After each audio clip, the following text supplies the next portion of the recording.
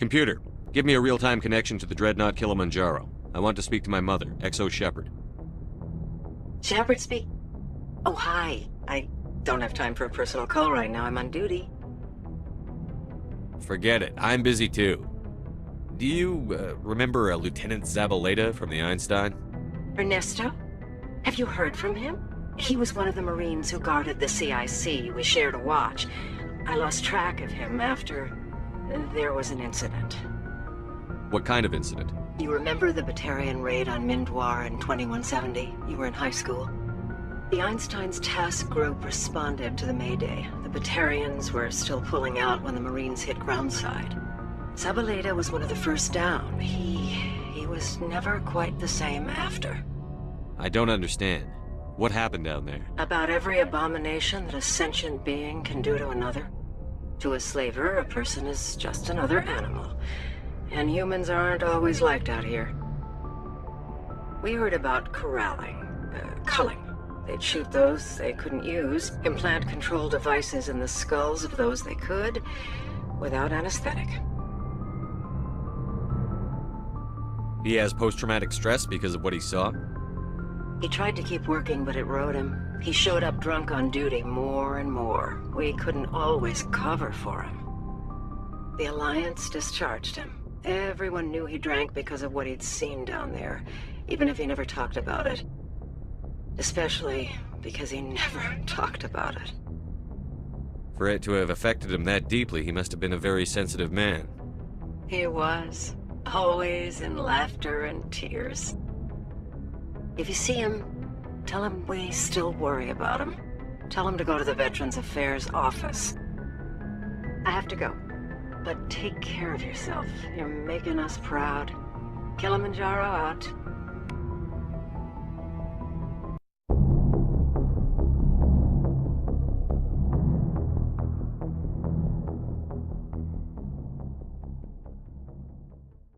Commander Shepard, we've received information that may be critical to your mission against Saren. What kind of information? We've received an urgent message from one of our infiltration regiments in the Traverse. You mean spies? Spectres tend to attract attention, Commander, but they are only one arm of the Council. Special task groups are often a better option for monitoring developing situations.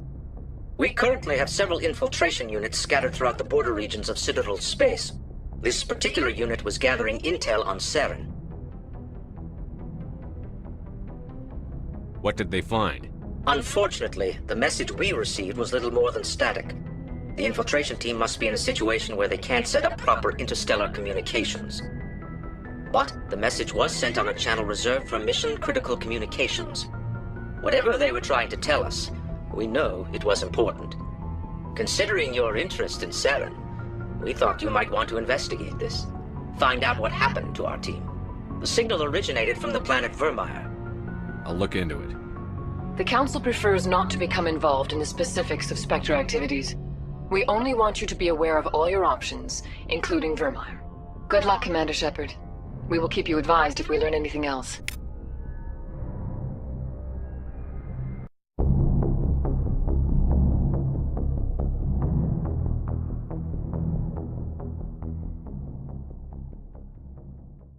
Boy, am I glad to be off of Noveria. I don't know which was worse, the cold or the corporations.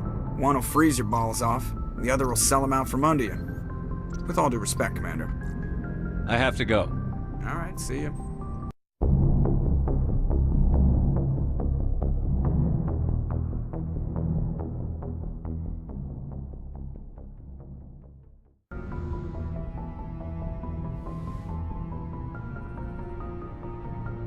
If you are here to talk about Benezia's death, you need not bother. She brought it upon herself. Don't pretend it doesn't bother you. She was your mother. She was. But she was not. I prefer to remember Benezia as she used to be, before she was corrupted by Sovereign's power.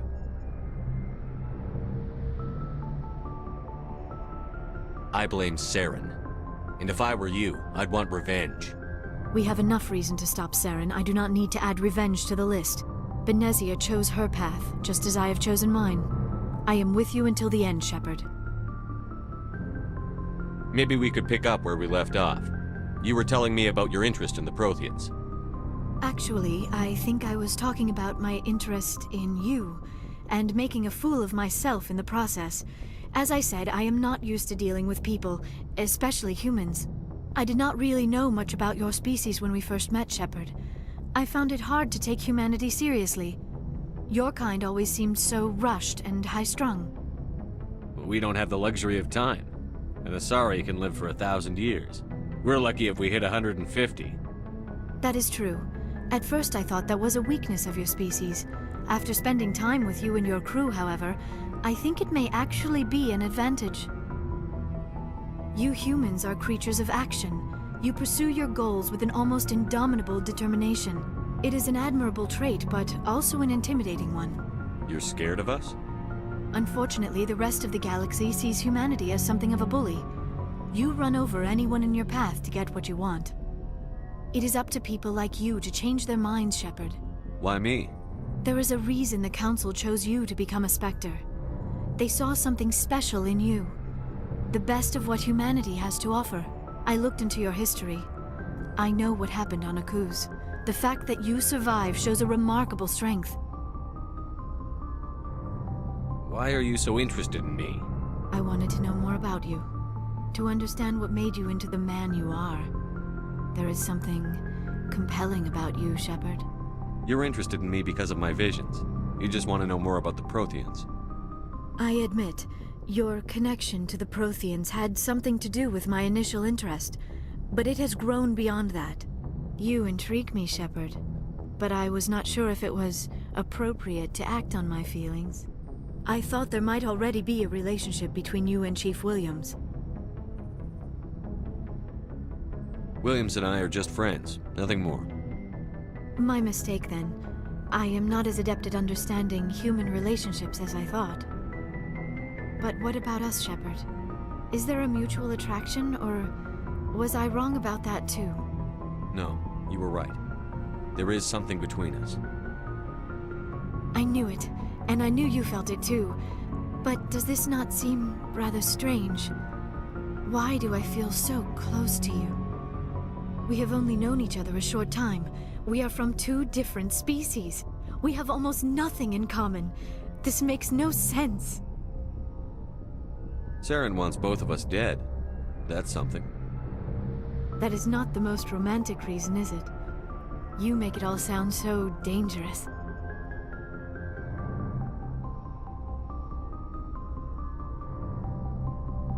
Don't tell me a little danger puts you off.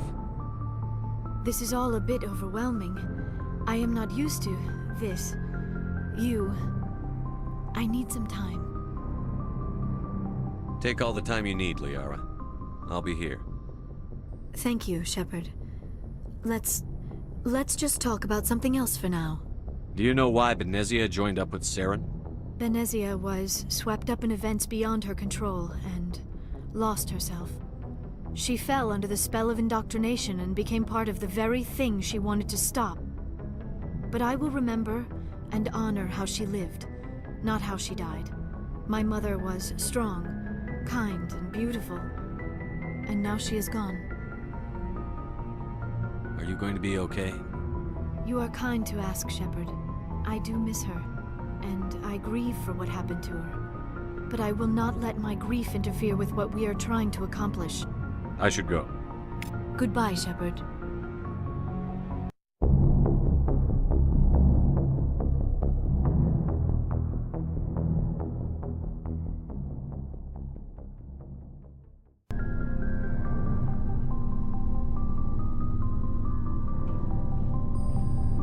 Anything you need, Commander?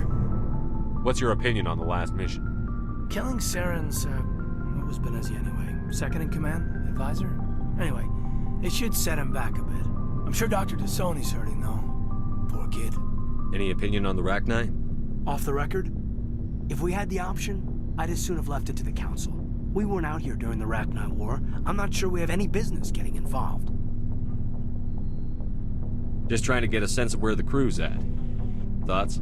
Well, they know about the stonewalling you've had from the Council. They deserve to know what we're up against. They're on your side. They're pissed about the resistance we're getting, especially from our side. I'll have a better handle on all of it when my head stops hurting. Another L2 flare-up. Anything I can do? No, Commander, it'll settle down. It's rough sometimes, but they spike higher than a lot of L3s. Except for you, of course. Besides, I fared a lot better than some after Kinetics was through. I haven't heard anything about Kinetics in a while. Yeah, they quietly disappeared. Broke up into a bunch of little corps after they botched the training on Jump Zero.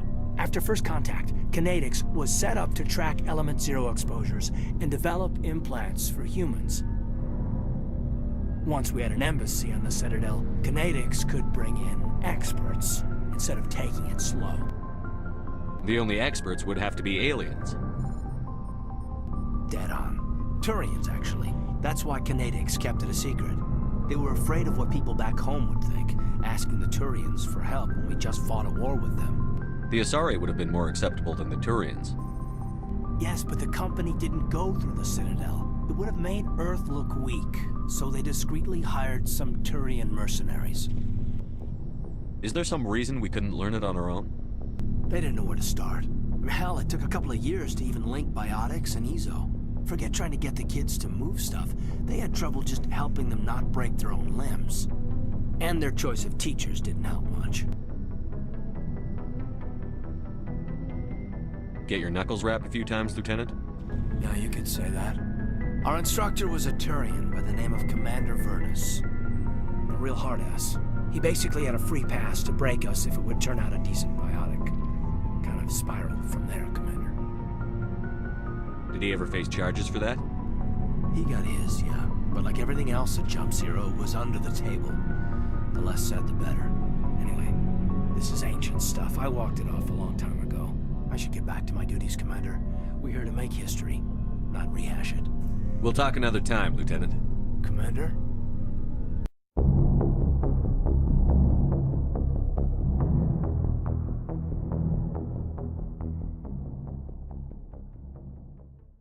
Commander, good to see you. You've been with CSEC a while.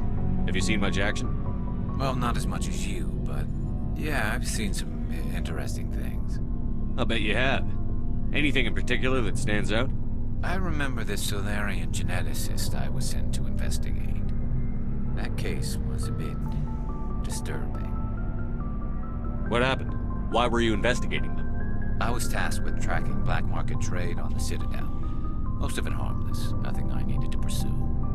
But during the course of my investigation, I noticed an increase in the trade of body parts, organs mostly.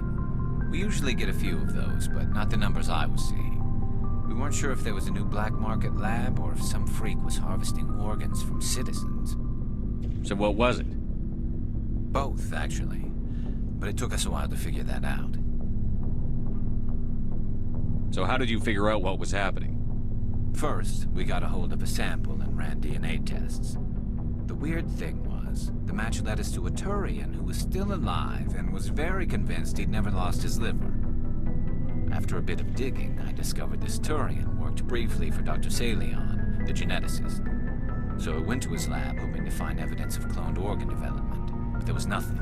No Solarian hearts, no Turian livers, not one Krogan testicle.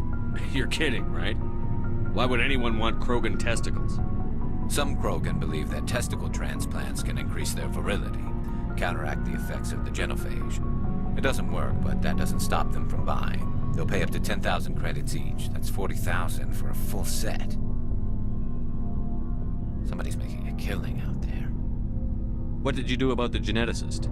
I brought in some of his employees for interrogation to see if I could get them to talk. While I was interviewing one of them, I came across something suspicious. Yeah? Go on. One of my detainees started bleeding profusely during the interview. We offered to patch him up, and he got frantic, freaked out.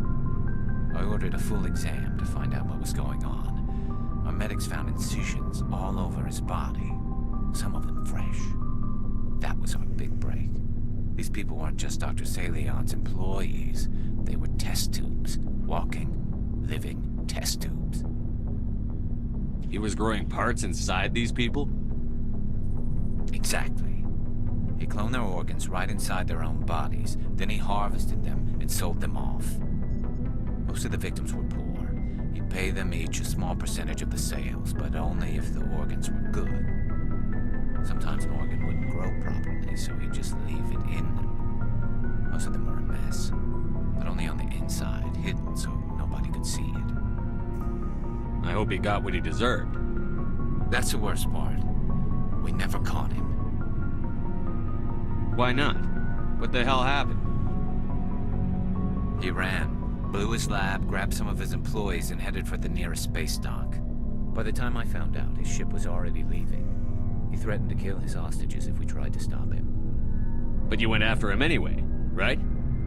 I ordered Citadel Defense to shoot him down, but CSEC headquarters countermanded my order. They were worried about the hostages, worried about civilian casualties if the ship was destroyed so close to the Citadel.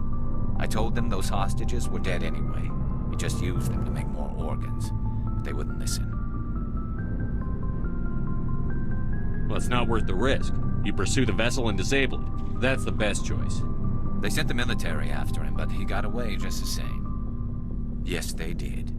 I went to Palin and told him what I thought of him and his policies. He said if I didn't like it, I could quit. Well, I almost did.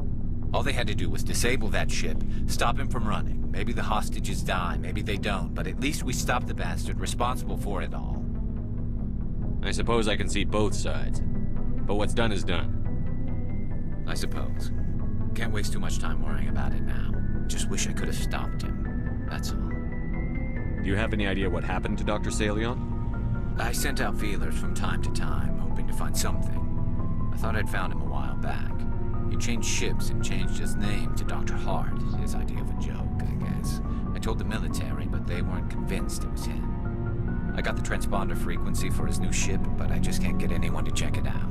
I'll check out the coordinates when I get a chance. I was hoping you'd say that, but Commander, take me with you when you go. If it's Salion, I want to be there when you find him.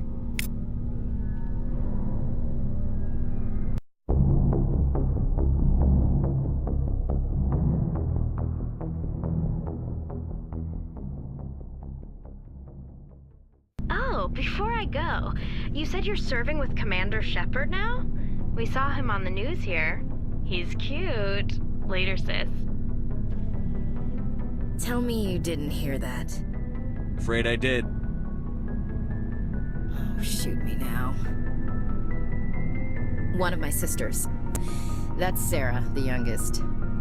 Surprised to see you here, sir. Thought you'd be chatting up, what's her name? Tassoni? Liara. Why would you think that? Scuttlebutt says you got a bit of a thing for her. I could understand why. The crew's off limits with the regs against fraternization. And at least she looks like a woman.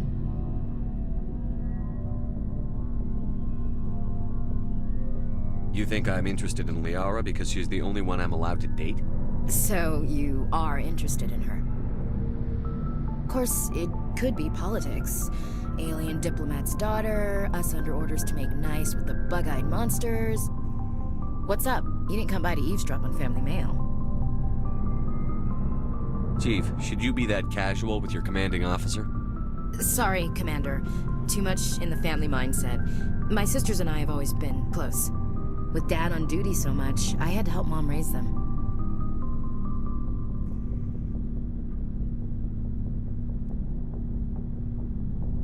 Did your father serve with the fleet? Yeah, took any crap posting he could get that offered space time. You know what?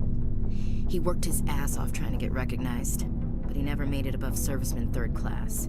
He was real proud when I met Chief. First thing he did was salute.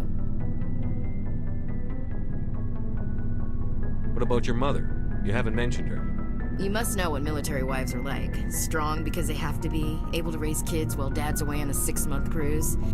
She has a degree in planetary geology. She and Dad both wanted to see new worlds. She gave up her career to raise us, though. You have more than one sister? Sounds like a big family. Yeah, I'm the oldest, then Abby, then Lynn. Sarah's the youngest. She's still in high school. With 4 girls, Dad used to say he felt more outnumbered at home than on maneuvers. Where did you grow up? All over. Same as you, I expect.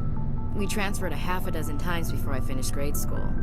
You go where personnel command sends you, right? I guess that's why I'm so tight with my sisters. We'd have to leave all our friends every 2 or 3 years. I was an only child, but I get the idea. At least one of my parents was always on duty. Yeah, military families, eh? With schedules like that, it's a wonder we ever have kids anymore. Things were tense between Sarah and me for a while. Then we bonded.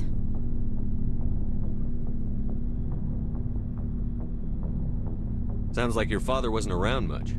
Wasn't your family stationed near him? Dad always wanted to serve in space, but he wanted us to have real ground under our feet. He'd say, space is beautiful, but you can't raise a family there. I cannot rest from travel. I will drink life to the lees.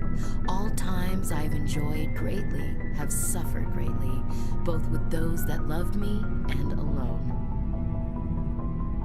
For always roaming with a hungry heart, much have I seen and known, cities of men and manners, climates, councils, governments. I never thought I'd hear you reciting poetry. Just because I can drill you between the eyes at 100 meters doesn't mean I can't like sensitive stuff. Just don't spread it around. Ulysses was my dad's favorite poem. Every time he shipped out, he recorded me reading it. He had a dozen versions when he retired. Does he still like it? I sure hope so. I read it to his grave every time I go home. Dad passed on a few years back. He's probably still watching, though. So behave. I thought you said he was dead. You know, from heaven, wherever that is. That's not a problem with you, is it? That I believe in God?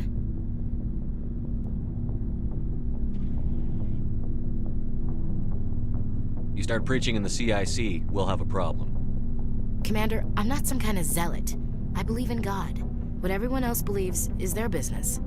I should get back to my duties. Didn't mean to take up so much of your time. What's your opinion on the last mission? You mean the Rachni, right? They were dangerous, Skipper. They proved that 2,000 years ago. I think it was a mistake to let them go. But that wasn't my call to make. It was yours. You know, you really should talk to Chisoni about her mom. She has to be hurting. Just saying, Skipper. We'll talk later, Williams. Looking forward to it, Skipper.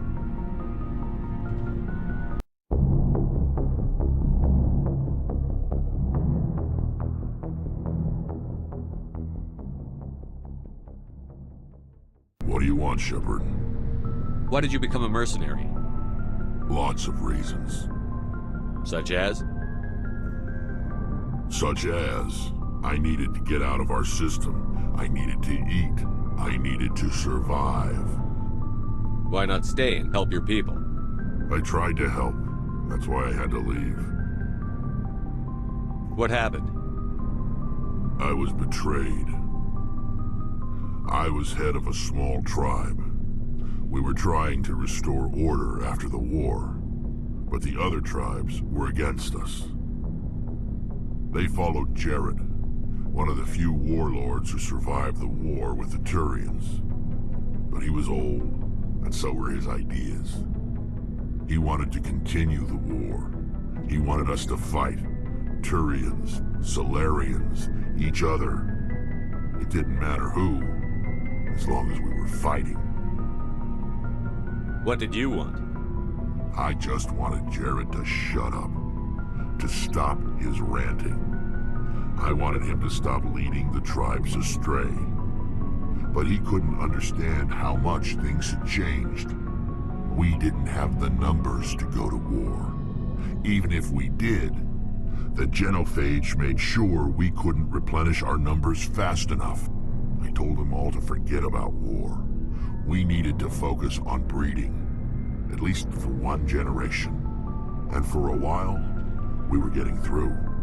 Some of the tribes started coming around. I take it the warlord didn't appreciate that.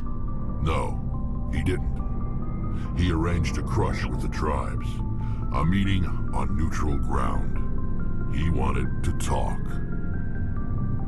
We met at the Hollows, near the graves of our ancestors.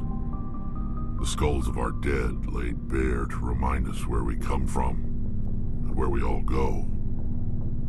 It's as sacred as any Krogan place can be. Violence is forbidden. It sounds like a trap to me. You must have suspected as much. I did. But when your father invites you to a crush, well, there are some laws that even we hold sacred. Jared was your father? He was. Until that day. We talked, but we didn't get anywhere. When it was clear that I wouldn't join him, he gave the signal. His men leapt from the graves of our ancestors like Krogan undead. The few that were loyal to me died quickly. I escaped with my life, but not before I sank my dagger deep into my father's chest. That is why I left, and that's why I'll never go back.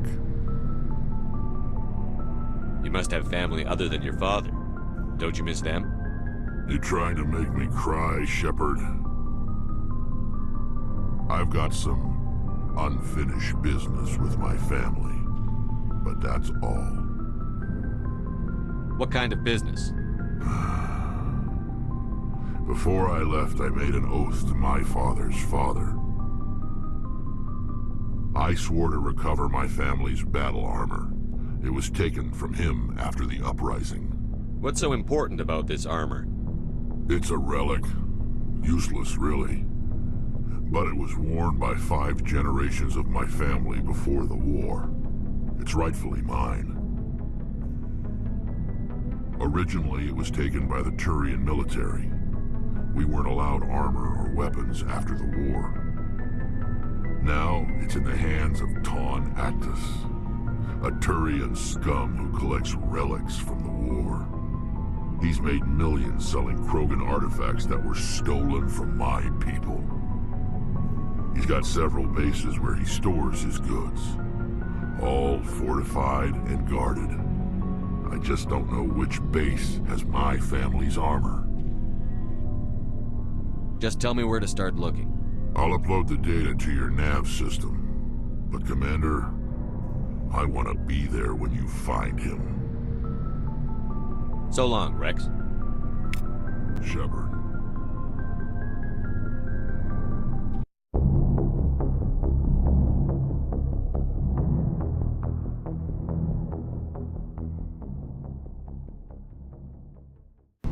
Shepard, I'm glad you're here. Good to see you smiling again, so to speak. I'm sleeping much better now. I guess I'm getting used to how quiet your ship is. I still think a lot about my pilgrimage, though. I know Steren's our top priority, but with all the worlds we go to, I was hoping to find something to bring back to the flotilla. What are you hoping to find? Usually, people bring back something like a derelict ship we can use for salvage, but I need something bigger. There's a lot expected of me. What's so special about you? It's my father. He's the senior member of the Admiralty Board. He's one of only 5 people who can overrule the decisions of the Conclave for the good of the migrant fleet. My father is responsible for the lives of 17 million people. Our entire race is in his hands, and I'm his only child. So are you some kind of heir to the Quarian throne or something? No, it doesn't work that way. My father's position isn't hereditary. I'll probably never serve on the Admiralty Board myself. Officially, I'm just the same as any other citizen. But it doesn't work that way in practice.